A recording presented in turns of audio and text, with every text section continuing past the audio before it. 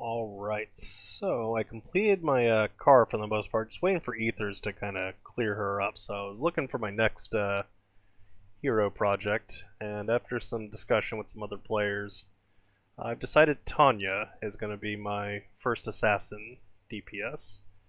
I used the 5-star unique weapon, or sorry, unique gear selector, and I actually opted to use it for Tanya.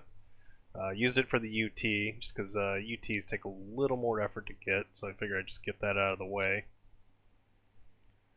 I got some pretty decent rolls, some attack speed, MP attack, and some attack bonus on the UTs. I've had some trouble on the unique weapon. I've actually gone negative thus far. We'll see what happens when I make the 4 and 5-star finally happen. Hopefully soonish. I do have a big shack soon, so I might take unique weapon frags from that just to try to get this done a little quicker. So I just have her geared up in Manticore. I'll be working towards some TM gear for her as I go. Same with getting Kara, get her TM gear set up. And I'll start getting her soul weapon up. But even as a 3-star A0, she's got 460,000 attack, which is okay. It's actually pretty good considering the investment. But we're just going to showcase here. I'm able to do Galgoria 7 with her, so we're going to go ahead and do this run. And so far I'm really liking the burst damage she has. I can definitely see the potential once I get her further invested, getting the unique weapon up, as well as getting the soul weapon up. Which will be several weeks out to get everything set up.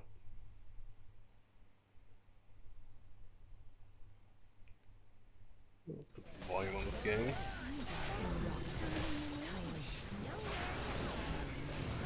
So this is all physical comp for Galgoria.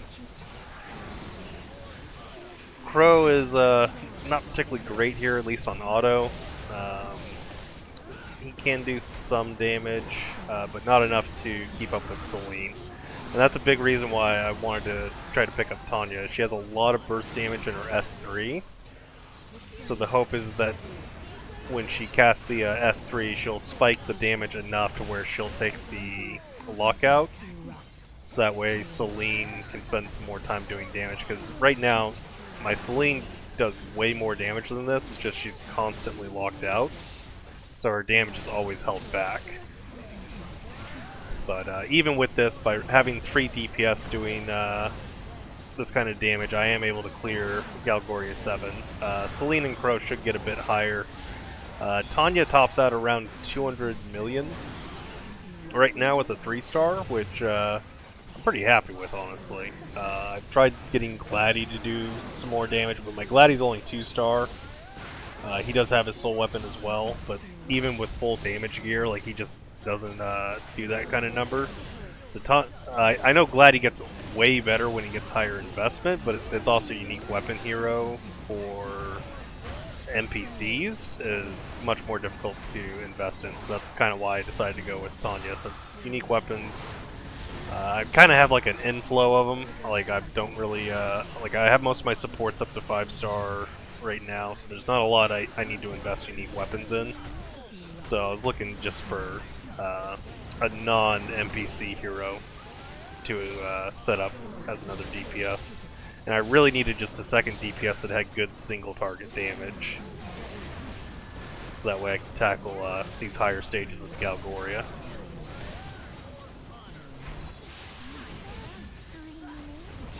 Yeah, we got Tanya here. She's about half the damage of what Selene's doing right now. But again, that's because Selene's being held back. Tanya's getting that damage buff practically the whole time because she's not going to get locked out. But for a 3-star, that's pretty good damage. Oh, hey, I dropped.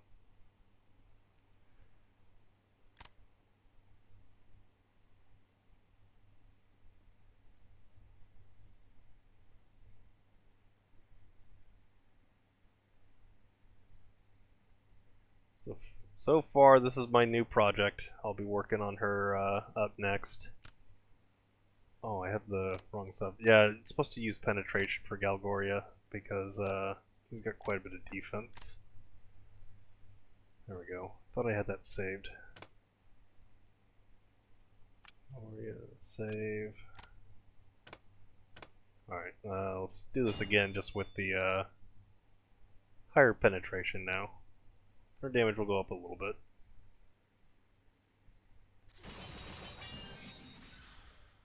But yeah, I really want to get her invested, get that unique weapon up, get her soul weapons unlocked. I'm working on a couple other soul weapons at the moment, trying to finish A2 Odie, just to have that done, since it's used for a fair amount of content, specifically scoring content.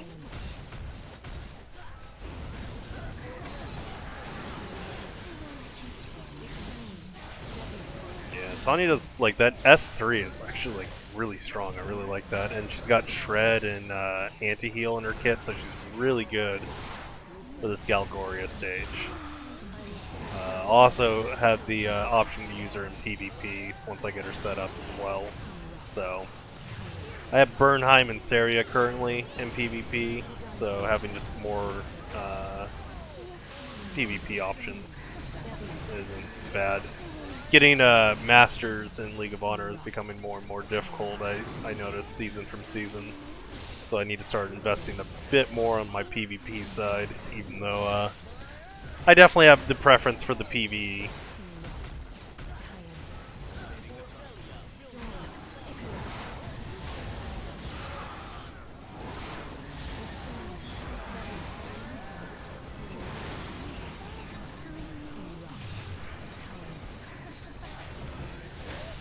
Queue up Crow, just go for the big S3 without the attack crit down, just to see if we can get his damage up.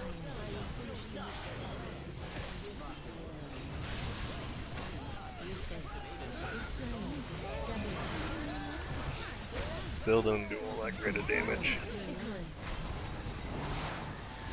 It's an A120 Crow. I mean, if he was A2, he'd definitely do a bit more. Definitely take some hate off Selene from time to time, more frequently than he does now. Which would speed up kills. Yeah, you see Tanya's over 200 mil there for a sec. She should spike it up again here in a sec because her S3. There you go. Yeah, much better. Definitely don't underestimate penetration. Like, when there's certain fights where penetration is very strong and should not be ignored, and Galgoria is definitely one of them. I have a bunch of penetration on Crow too, to make sure that his damage keeps up.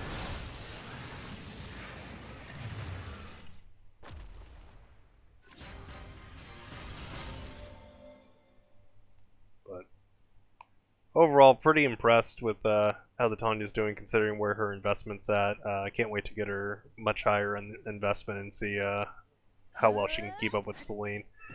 I don't have any notions that she's going to out damage Selene or be on par with my Selene. But if she can be, 70, 80-ish% of Selene, that's more than enough to tackle Galgoria 7, possibly 8. Actually, very sure 8. 9 may require some more investment. I know 9's pretty difficult, but it's hard to keep up with a Selene that's this decked out. We'll see though. As I get some TM gear for her, get that soul weapon up, we'll see what kind of numbers she does. So this is going to be a project. It's going to be a good 2-3 months to get her maxed out. So that's my current work in progress. Kara will be maxed, getting really close on the ethers. So just a little more time, we'll get that maxed out. We'll get her up to 15 with purples, and then we'll be able to start feeding the red and golds. And she should be A220 here real quick, so I'll be able to tackle the Big Shack 9 soon enough. That's my my goal and reason for investing in her. As for Tanya, did get a modestly nice roll. Definitely not disappointed. I have some better rolls, but that's a pretty good roll for her, so I'm happy with that. We'll keep that roll for the most part. We'll see as more tickets come in. So that's what I'm looking forward to. Just having another DPS. Finally having an assassin in my roster. These top 10 heroes are my current DPS. Some invested more than others. I haven't put much investment in the Rebel Klaus. Kind of halted him since Saria's tackling Earth 10 just fine. That was kind of my main reason for building him. I am probably going to have to build him eventually for World Boss 3 just to keep up, because Esker is moving further and further down as more people are getting their physical World Boss 3 teams up, and there's just no way Esker can compete. So I'm still in the top 2,000 for World Boss 3, but I am falling down every 3 weeks. Every time World Boss 3 comes up, I'm noticing my score is getting higher fairly consistently, well over 350 trillion now. But my ranking, despite my score growth, my ranking keeps going slightly down each cycle, so I am going to have to eventually switch to a physical comp, because there's just no way for Magic to compete in World Boss 3 at the moment. Thanks, Vespa. You've done a wonderful job balancing that. Talicia's more just for Sky. Ophelia's always been a back project. So, I mean, she'll get worked on eventually, but I'm kind of have her on the back burner for now. Burns A20, Saria's A20, or A220, A220, Esker's A220. We'll get Crow there eventually, just when I have time and get past other investments.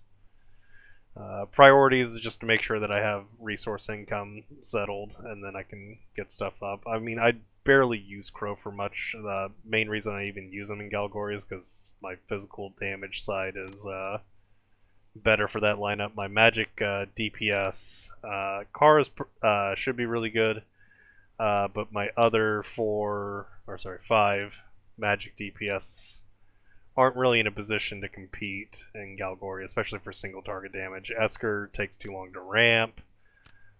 His S1's pretty decent there, but I've never invested in UT1, and I don't particularly plan to. Saria struggles in Galgoria despite her buffs. Bernheim, he has to compete with Saria's spot, which doesn't work. And his damage isn't that great either. Ophelia just doesn't have the single target damage, especially with my current investment. If I had her more invested, probably do better.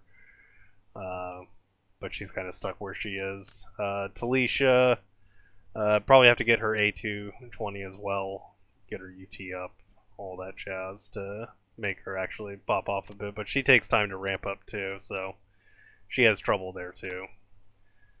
So I think this is the better bet. Tanya requires like no real ramp up. She can just go in and just start casting S3 and her S1, and she's already putting up damage numbers like as soon as the fight starts, and that's really what I needed. So that's my current plan. My next project, we'll have some videos as I get stuff advanced and get her upgraded, and we'll see what we can do with her. I will definitely put her to the test once I get her invested up, and so far pretty happy with my investment in this character, so we'll hopefully see some more from her in the future.